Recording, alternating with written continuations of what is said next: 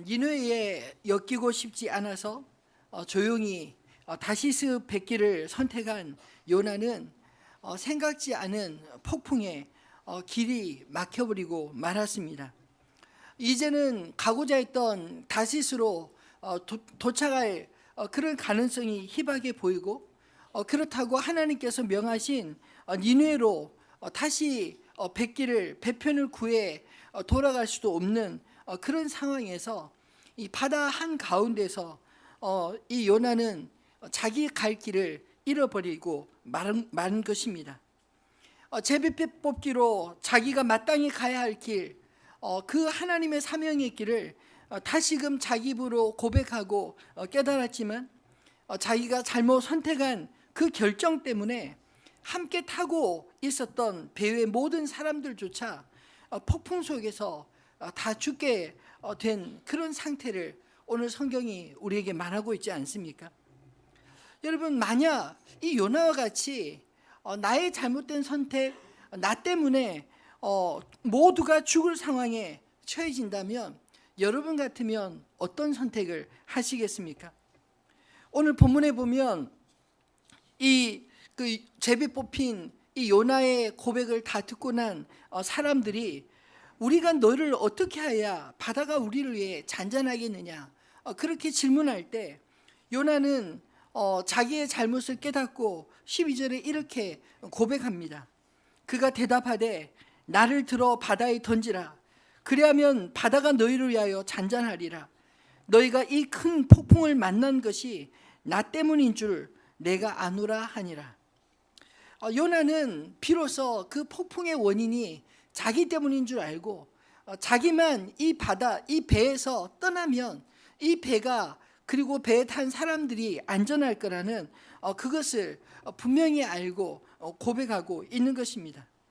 이 요나의 선택은 비록 그가 이전의 선택을 잘못하긴 했지만, 그러나 모두를 위해서 자기를 버리는 것밖에는 다른 길이 없다는 사실을 깨닫고 그렇게 말하고 있는 것이 아닐까요?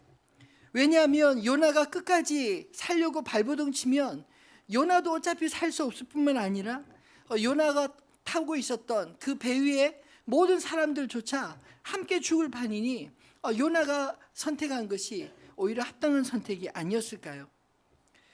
요나가 스스로 선택하고 또 배 사람들 역시 어쩔 수 없이 요나를 바다에 던져야 했던 까닭은 무엇이었을까요? 오늘 본문에 보면 두 가지로 우리가 살펴볼 수 있습니다. 첫 번째는 요나를 던져야 배 위에 그 풍랑이 잔잔해지고 배 위에 이 위협적인 상황들이 종료되기 때문 아니겠습니까? 폭풍을 잠잠케 하기 위해 배에 타고 있었던 사람들이 할 수 있는 일이 무엇이었겠습니까? 우리가 어제 살펴본 말씀처럼 처음에는 배 위에 있던 무거운 물건들을 먼저 버리기 시작했습니다. 배를 가볍게 하고 어쨌든 한번 버텨보려고 했지만 버틸 수 없었습니다. 그 다음에는 배에 탄 사람들 각자가 자기들이 섬기는 신께 살려달라고 기도했습니다.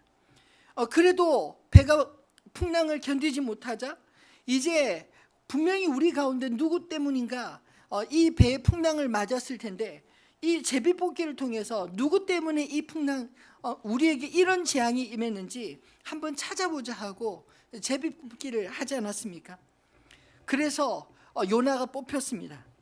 그럼에도 불구하고 이 배사공들은 산 사람을 바다에 던질 수가 없어서 힘을 다해 배를 육지로 돌려보고자 노를 저어 보았지만 오히려 바다가 더 흉흉해질 뿐 그들의 노력은 다 허사가 되고 말지 않습니까?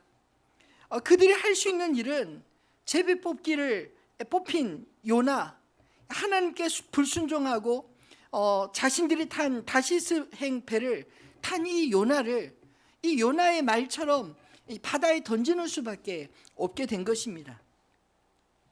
사실 문제가 발생하면 그 문제를 종료시키기 위해서 가장 중요한 것은 그 문제의 원인이 무엇인지를 발견하고 해결해야 되지 않겠습니까?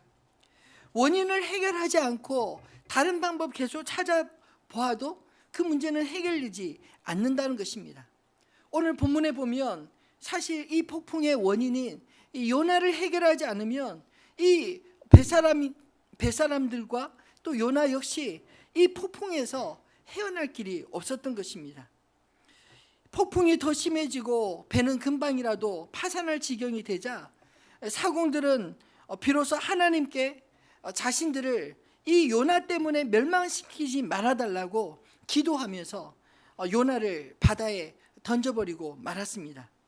근데 신기하게도 정말 요나의 말처럼 요나를 던지자마자 곧바로 바다가 고요해지고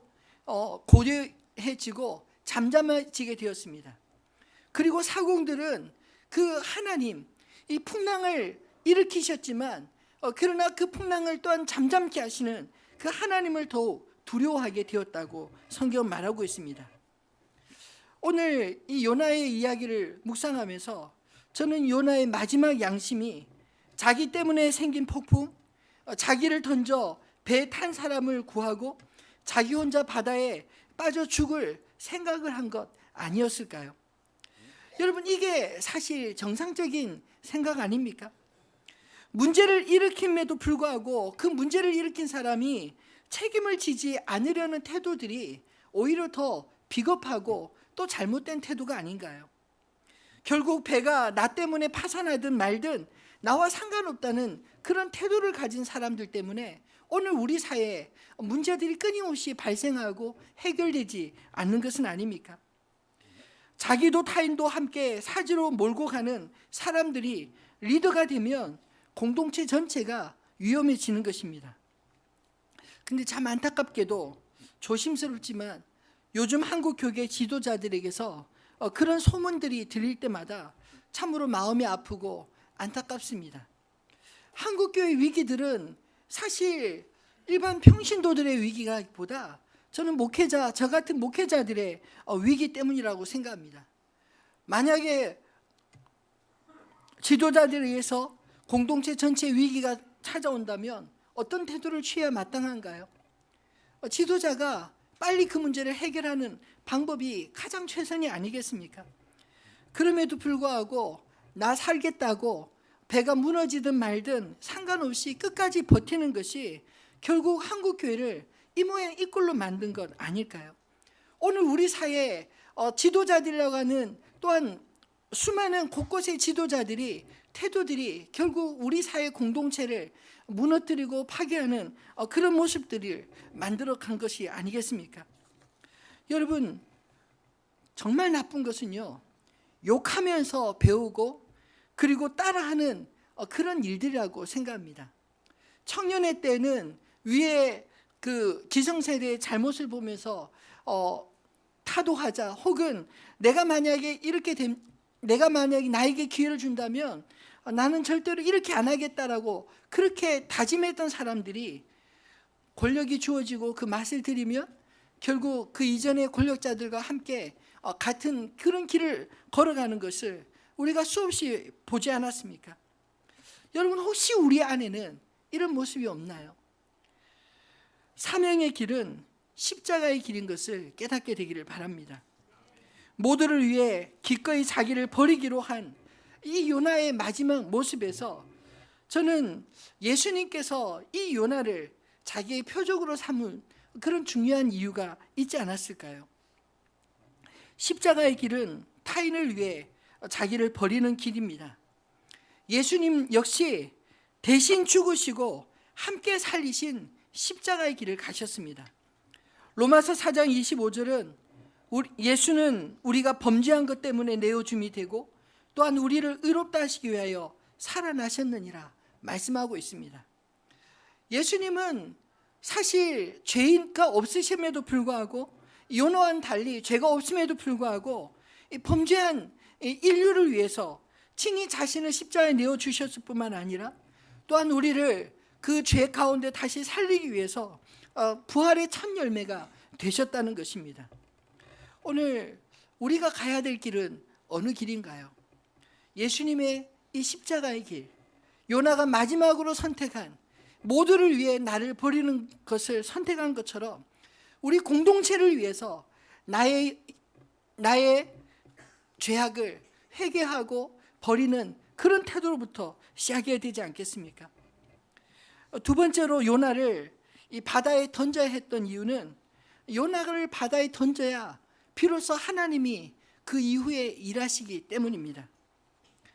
요나를 소환하신 하나님의 의도는 사실 요나를 바다에서 빠뜨려 죽이기 위함이 아니라, 심판함이 아니라 요나의 길을 바꾸기 위함이라는 것을 여러분 알고 있지 않습니까? 폭풍을 보내신 하나님은 요나를 삼킬 큰 물고기도 예비하셔서 그 물고기 속에 요나를 가두시고 그리고 니느웨로 그 물고기를 인도하게 하셨습니다. 사실 요나편에서 보면 바다에 던져지는 그 순간 그 요나의 모든 것이 다 끝장난 것 아닌가요? 그의 목숨도 끝장나고 하나님이 주셨던 사명도 끝장나는 것 아니겠습니까? 그런데 참으로 기가 막히게도 하나님은 이 요나의 끝을 하나님의 시작으로 삼으셨습니다. 폭풍도 요나의 끝이고 큰 물고기도 요나의 끝처럼 보였지만 오히려 하나님은 이 둘 다 사용하셔서 요나를 죽음으로 이끌어 다시 살리시는 부활의 도구가 되게 하신 것입니다. 예수님께서 요나의 이야기를 특별히 자기의 표적으로 설명한 이유가 무엇일까요?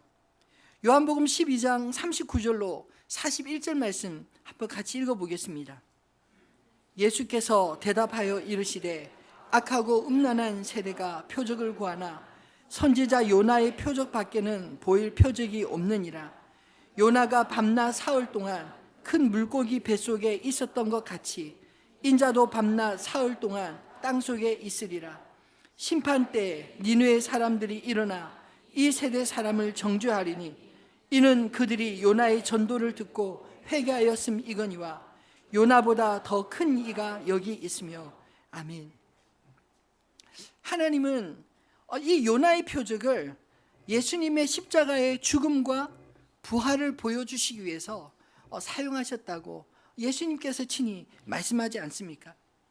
이 사람들이 생각할 때 십자가의 죽음은 사실 예수님의 끝이라고 생각할지 모르지만 하나님은 예수님이 온전히 순종하신 그 십자가를 통해서 구원의 문을 활짝 여셨습니다.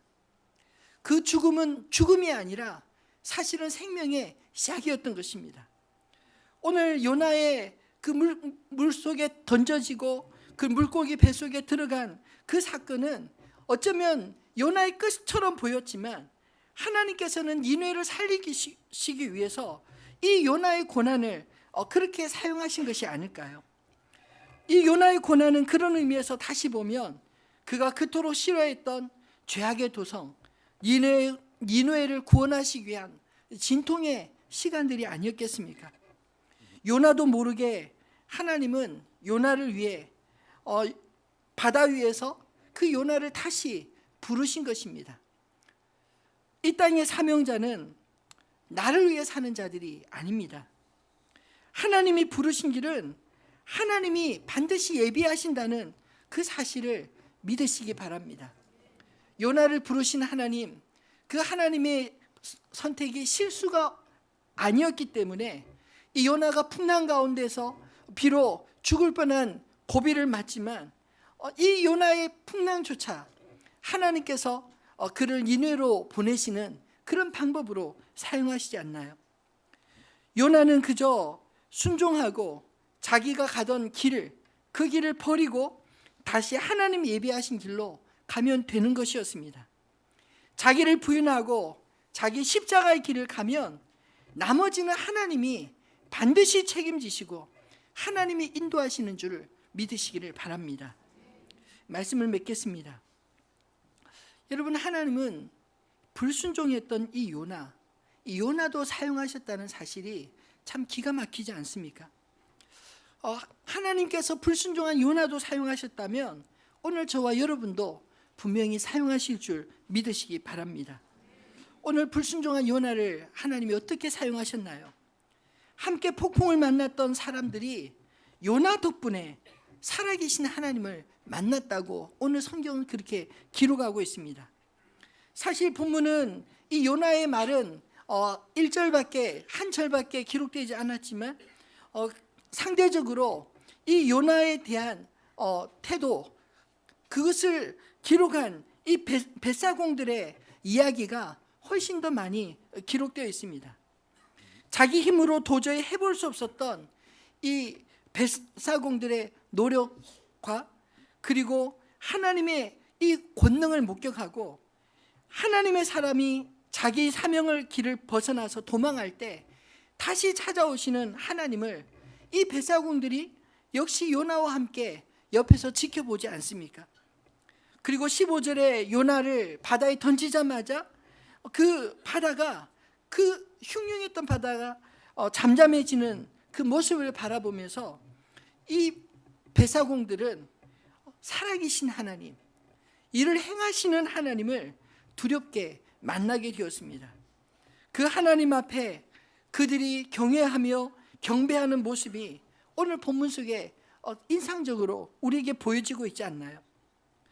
사실 우리는 하나님께서 우리를 위해 웬만한 일을 행해 주셔도 별로 놀라지 않습니다. 늘 그렇게 해왔으니까 이렇게 생각할지 모르지만, 오히려 우리를 옆에서 지켜보는 불신자들은 그 일을 통해 하나님을 새롭게 경험하게 되고 하나님을 만날 수 있다는 사실이 참 아이러니하지 않습니까? 여러분, 하나님께서 우리를 그렇게라도 사용해 주신다면 기쁨으로 사용되시기를 바랍니다. 하나님께 사명을 받은 자는 하나님을 향해 피할 곳이 없습니다.